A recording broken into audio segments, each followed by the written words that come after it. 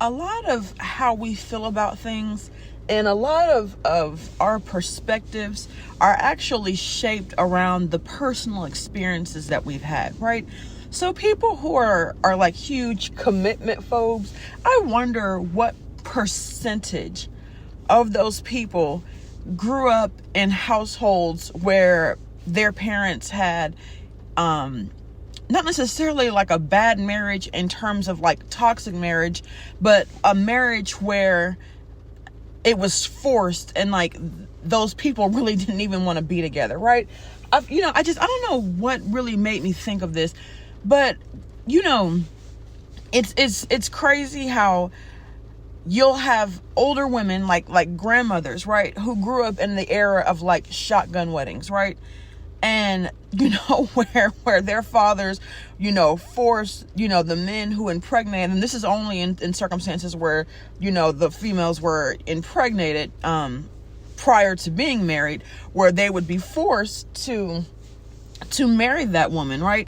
And be together for all these years. And I just wonder, like, how many of those children that were born, and had to grow up in that life turned out to be the ones who were like huge commitment phobes because they grew up their whole life watching their parents in like this loveless marriage, and that's just not what they wanted, right? But what I find ironic is how things have changed so much between our grandparents' era and our era. And this is regardless of what generation you're from. Things have changed a lot.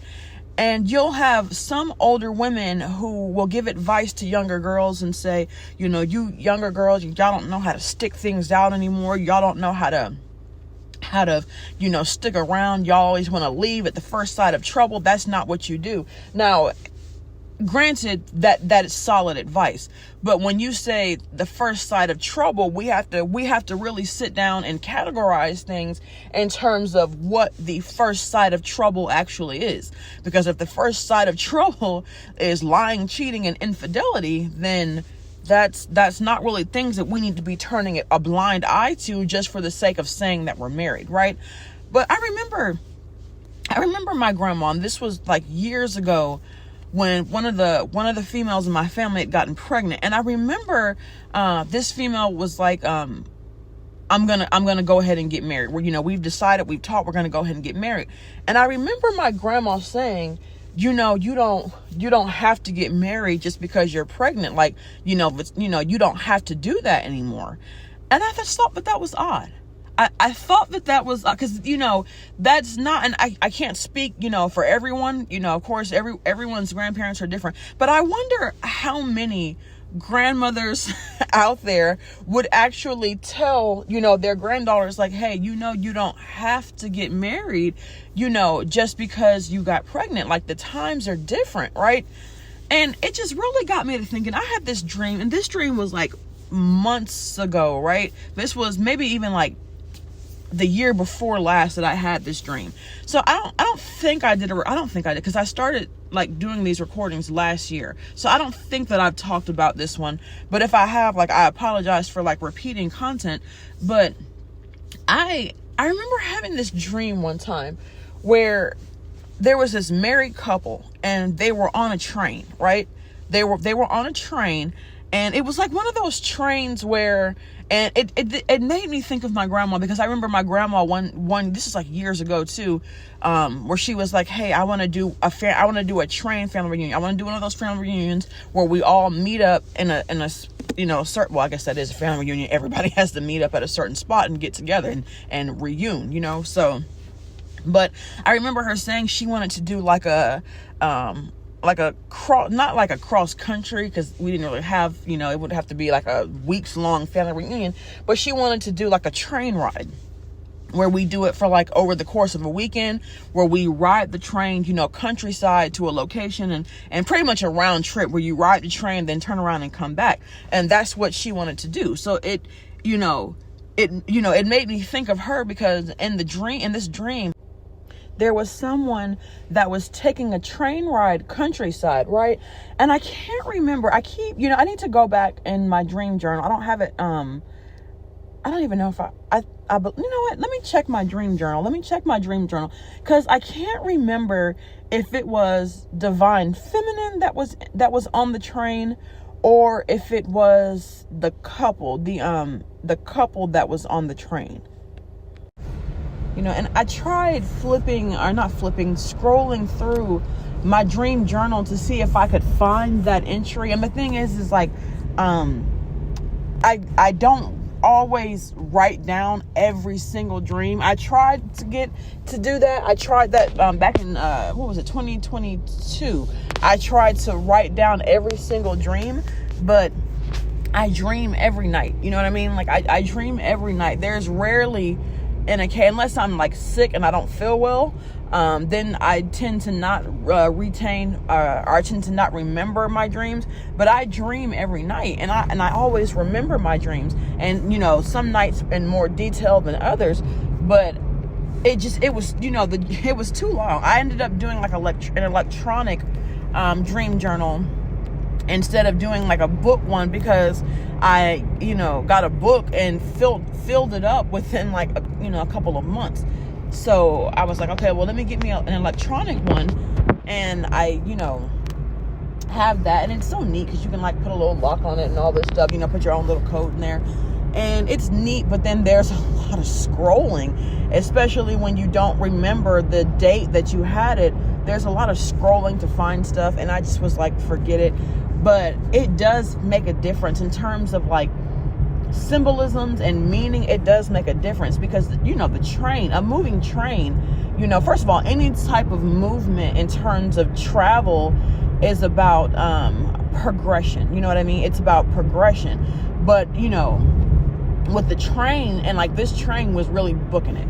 It was really booking it. So it was about rapid progression.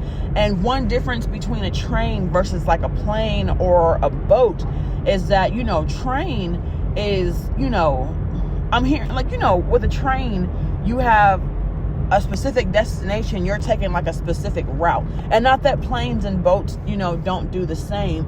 But with trains, it's really about being on the right track, like pun intended. The symbolism of train is rapid progression, being on the right track. And it's very symbolic, and it's very positive. So it does make a difference as to whether it was divine feminine or divine masculine that was the one that was on the train. So I apologize that I cannot remember who it was, but I do want to say that it was divine feminine that was the one on the train. I do want to say that, but I can't remember definitively, right? So anyways, there's someone on a train, right? And divine masculine ends up sending divine feminine a text message. Now, I don't remember what the text message said. It may have just been like, hey, how are you doing? Something like that. But divine feminine is like extremely powerful. This is someone who's gifted. This is someone who is on her spiritual journey. This is someone who is fully aware of what her spiritual gifts are. So she looks at the text message, and something about it just feels odd, right? Something about it just feels odd. And this is a divine feminine who can remote view, right? So she's looking at the message, and then she starts remote viewing. And while she's remote viewing, can I just say this divine feminine is bad? She is bad. Because while she's remote viewing, she is at the same time reading divine masculine's mind and reading divine masculine's wife's mind, while at the same time remote viewing them having this conversation. So divine masculine is married in this instance, and his wife tells him to text divine feminine. His wife, this wife is totally consumed with divine feminine. She is worried about the position that she has in her marriage because of divine feminine. This wife knows that her husband is madly in love with divine feminine, right? So they're sitting there, they're having this conversation.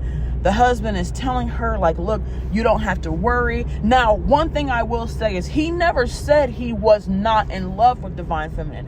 What he said was, and this is someone who was like a little slick with their words, right? What he says was, you know, why are you still talking about that? It's been so long. We've been together all these years.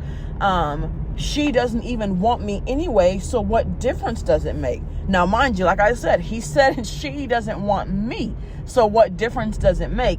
Not that he didn't want her. And I think that that's important. But either way, there's no lying. This wife knew that her husband was madly in love with Divine Feminine. But here's like the kicker. This husband was unfaithful. This husband was unfaithful. He had cheated on his wife and ended up producing another child, right?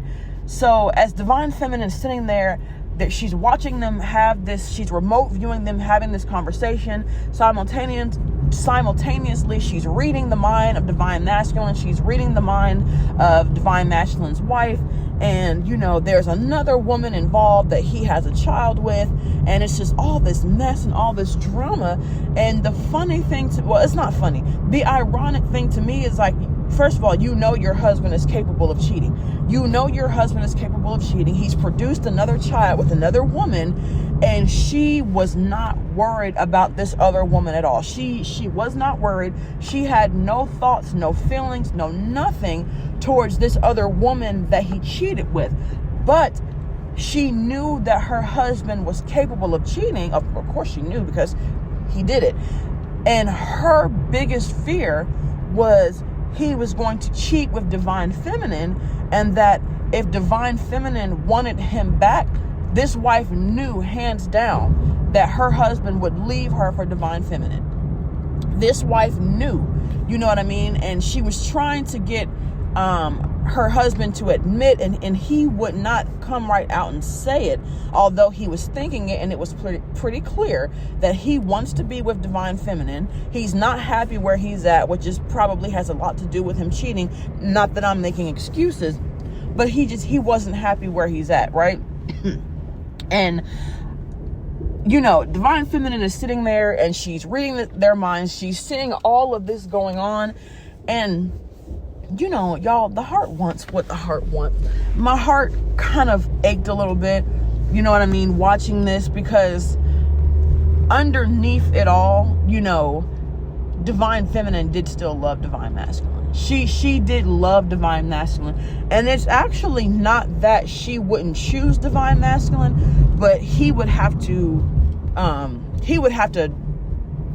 I don't know if I want to say fix, because it's a marriage. He would have to clean up his situation and everything that he's in. And, you know, trying to date someone that has an ex-wife that never wanted to get the divorce. First of all, that whole divorce process would be very messy.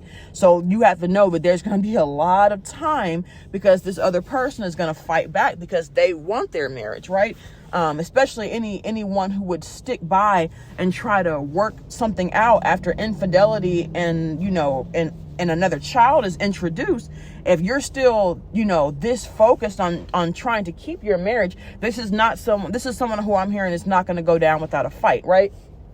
But, and you know, it kind of broke my heart, because I was like, man, like looking, you know, at this Divine Feminine, I'm like, man, like you are so powerful. Like this is someone who this has to be someone who lucid dreams, because if you are reading minds, remote viewing, you know, all this at the same time, this Divine Feminine is no joke. This Divine Feminine is nothing to play with.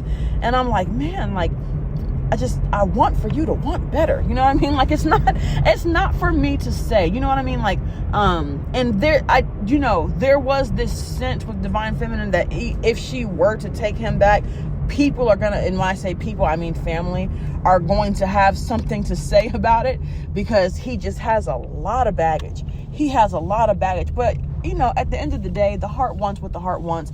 And if that's who you're happy with, if that's who you love, I would never say to not go for it, because other people's opinions shouldn't matter. You know, if you two love each other and you really want to be together, you know, you can make it work.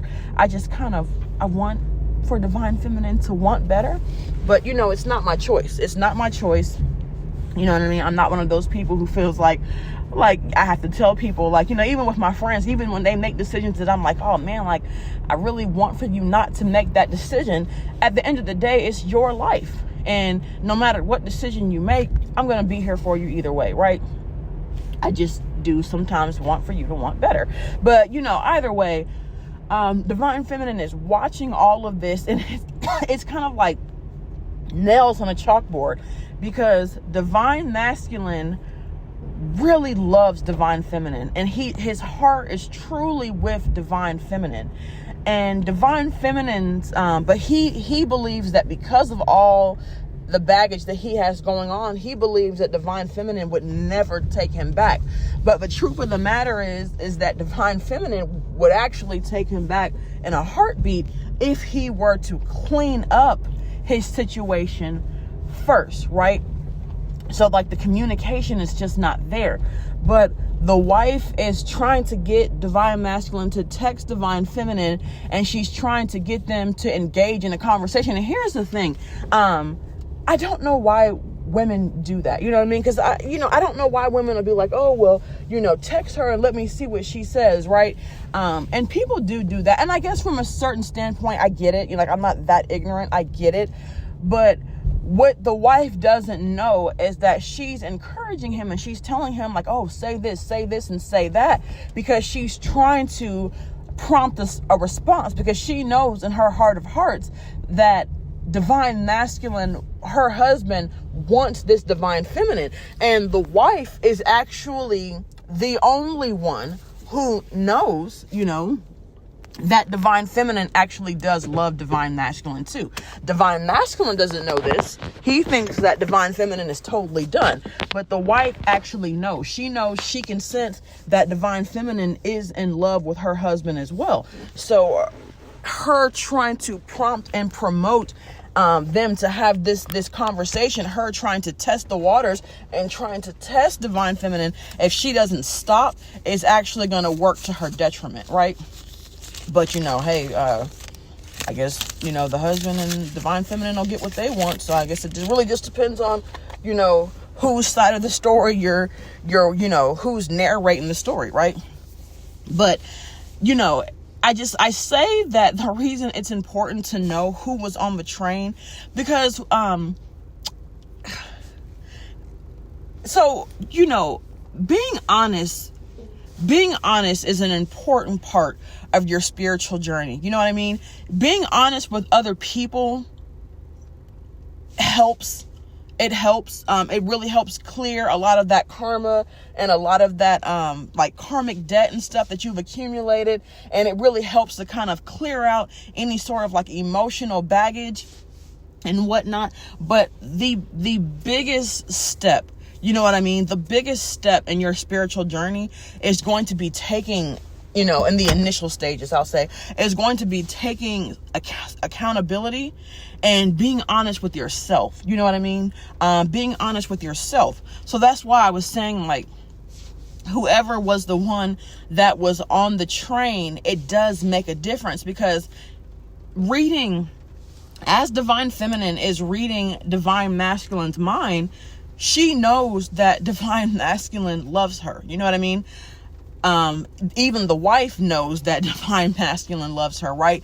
And the wife knows that, so here's the thing. The wife knows that her husband is in love with this other female, but what the wife doesn't know, or what the wife is afraid of, is that Divine Masculine doesn't really love her. He just married her out of obligation. And that's what it was. You know what I mean? Like, in the dream, as she's reading Divine Masculine's mind, he's finally being honest. You know, it's with himself. He's not being honest with his wife. And not that I would recommend that anyways. Like, if you married someone out of obligation because you all have children, then that's what you do. And if you're going to do that, I mean, I guess I really don't even know if I would say make it an understanding up front, because like who wants that? Who wants the type of wedding with someone who's going to be like, oh, you know, I'm only marrying you because of the kids, right? But, you know, I guess when you do that sort of thing and you're not honest about it, it does make for a lot of not necessarily it can be turmoil depending upon if this person is marrying you out of obligation and they really don't even like you. They're being forced to, in the terms of like the shotgun wedding, which is why I say I found it odd that, my grandmother would say that, because I'm like, she was saying in so many words, don't force yourself into a marriage. It's going to have a lot of turmoil. If that man is only, trying to marry you because of the child, then, you don't have to do that. Don't put yourself in a marriage where there's going to be all this turmoil.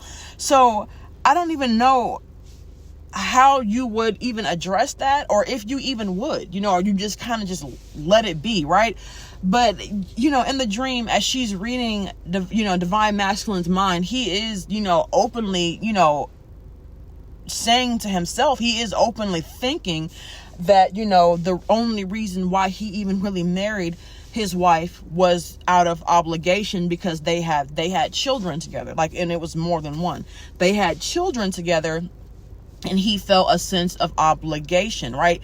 And it was a sense of, once he impregnated this other woman, he knew that Divine Feminine, or he thought that, because he never actually had the conversation, he thought that Divine Feminine wouldn't want him, or wouldn't, take him back at that point anyways. So out of obligation, he did marry this woman, but it's not where his heart was, and it wasn't where he wanted to be, which I can't say is the reason he cheated, because then that would just be making excuses. But it did have a lot to do with why he was cheating, because he wasn't truly happy at home. He wasn't happy where he was, because it wasn't really where he wanted to be, right? So it was just a level of honesty that this Divine Masculine was having with himself.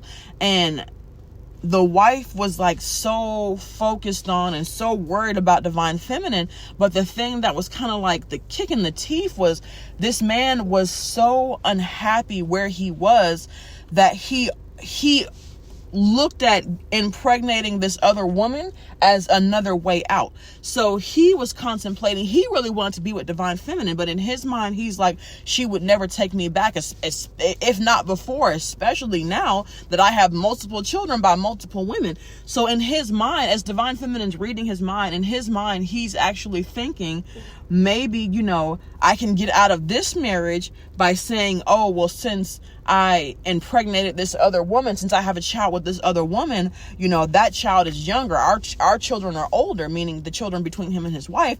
This woman's child is younger. My newest child is younger, and that child deserves a 2-parent household as well. So this Divine Masculine was actually considering leaving his wife to go marry this other woman, because ultimately he just really didn't want to be there. He really didn't want to be there. And that has to suck. I can't imagine. I understand why, so many people are commitment phobes, because who wants to get into a marriage and tie the knot, and then you're entangling your whole life with this person. And I shouldn't call it an entanglement, because it's a marriage. It's not an entanglement, but you're literally combining your life with this person, only to realize down the line, I don't even like you. You know what I mean? Like, I'm kind of getting it, right? So I can't imagine the internal conflict and struggle, this Divine Masculine is going through internally, because he is in a marriage that he really doesn't want to be in, right? So, if it was Divine Masculine on the train, not to say that him marrying this new woman would be, progressing in the right direction, but, and I don't take joy in saying this, but he is obviously not happy where he's at, and it's not fair to him, it's not fair to his wife, it's not fair to the children. So him leaving the marriage, if Divine Masculine is the one on the train, is him taking a step in the right direction. Don't even really know how else to say that. And it sounds bad, because I don't really advocate for people just walking out on their marriages, especially when children are involved. I do believe that, you need to try. But this is someone who they've been together for years, and I'm not even gonna say he's been trying. He's just been there. He's been there. He's been present, and it's all been for the kids. But this is the type of divine masculine, even if he were to get a divorce, he's still gonna be there for his kids regardless, right? But this divine masculine is considering, while this wife is so consumed, and like, even as they're sitting there and they're arguing, he's like, man, like, when are you gonna let this go? He's like, you keep bringing her up. You've been bringing her up, ever since we got together. You've been bringing her up ever since we got married. He was like, when are you finally gonna let it go? And this wife was literally going out of her mind, with jealousy and with uncertainty. And if they were to get a divorce, and if he were to marry his other child's mother, it would also be a step in the right direction for his wife. Because ultimately, yes, he wants to be with divine feminine, but that's not really your bigger concern. Your bigger concern is that really he just doesn't want to be with you. And if he leaves his marriage and goes with this other woman, then that's a step in the right direction for her to heal and to be like, okay, he was going to leave regardless. I've been obsessing. This woman has been obsessing about divine feminine. But that would be a step in the right direction for the wife to realize, I need to stop obsessing about this other woman, because it's not about her. It's not about her. It's about my marriage and my husband and how he feels. You know what I mean? It's not just about her. Yes, she wanted to be married to him. Yes, she loves him. Yes, she wants her marriage, but it takes two. And you can't force someone to stay in a marriage with you just because that's what you want. I mean, like, people do it, but it's not right and it's not healthy. And it breeds a lot of resentment, right? And, the obsession that this woman has with divine feminine, and really, even though this divine masculine is actually trying to get over divine feminine, because he has made it up in his mind that divine feminine doesn't even want him anymore anyways, his wife constantly bringing her up plays a factor in him not being able to release it and let it go, because he is constantly being confronted with it, right? So I am so sorry I could not find that entry.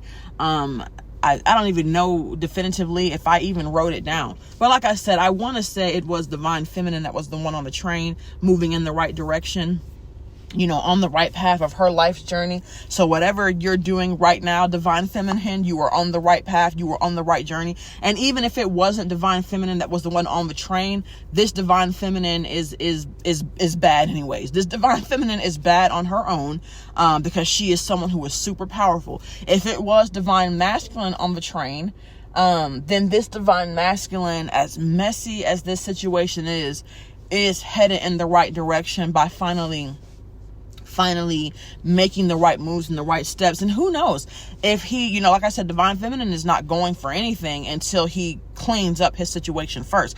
But if divine masculine, divorces his wife and at least tries his hardest to make it an amicable divorce, and if he reaches out to divine feminine before proceeding into another marriage, then there may be hope there. There may be hope there, right? But he has to do things strategically, and he has to do them right. Otherwise, divine feminine's not going for it, right? She's not going for it. But either way, y'all, divine feminine, divine masculine, someone here is on the right track. They are headed in the right direction. And ultimately, you have good things to come. But you need to be patient. And I'm hearing you need to get everything in order, right? That's why I'm just such a huge advocate of really taking your time and getting to know someone before like engaging in sexual intercourse, right? And I'm sorry I'm stuttering. I usually try to slow myself down when I speak. That way I don't stutter and stumble as bad. But sometimes when like I'm talking about something and I'm like really getting into it, my speech pattern speeds up and I start fumbling through my words. So I apologize, but it's really one of those reasons, excuse me, why I say it's important. And, I understand like the times have changed. People are like, the times have changed, as long as you're two mature, consenting adults, by all means, like, do what you want. But at the same time, like, understand that your actions have repercussions, right? And of course, like, this is not really a new age thing anyways. The only difference between now and back then is that now it's just advertised and it's not a secret anymore. We're not going to act like our grandparents, our great-grandparents, our great-great-grandparents weren't doing their thing anyways. Like, it's always happened, but, you know, back then, times were different, and things were handled differently, you know. Either they did the shotgun wedding, or like a lot of these pregnancies were kept a secret. You know, a lot of parents raised their children's babies. So people would, young girls would have babies, and the babies would be raised as their sister and as their brother instead of as their child. Like, things were done differently. And of course, like, we don't do things like that anymore, right? We don't do things like that anymore.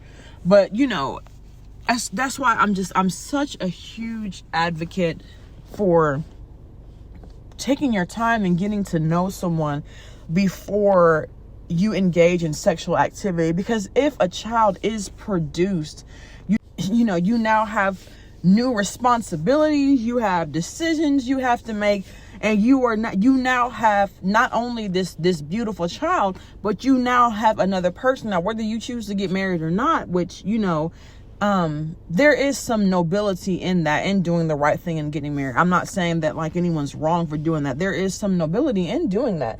But now you also have this other person, this other adult who is now permanently a part of your life. You know what I mean? And people are like, oh, well, it's only for 18 years. No, because it's still for graduation. It's still for college. It's still when your child gets married. It's still birthday parties. When your child has children, you got grandchildren that you share. It's forever. That this person is going to be, now whether or not, y'all don't have to spend time together, but it's forever that this person is going to have a link to you, right? So imagine, I cannot imagine being permanently linked to someone that you really don't even like. It's just, it's beyond me. You know what I mean? But it happens every day. So be careful and be responsible, But anyways, y'all, that's the message for today. Thank you for listening. Bye.